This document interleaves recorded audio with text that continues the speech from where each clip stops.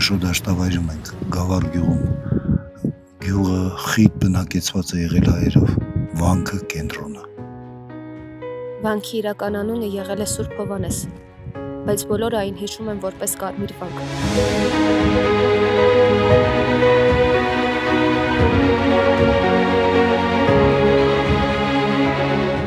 Գիտես ինչն է հետաքրքիր,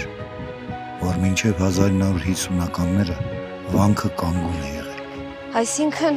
վերջերս վանքը դեռևս գործում էր։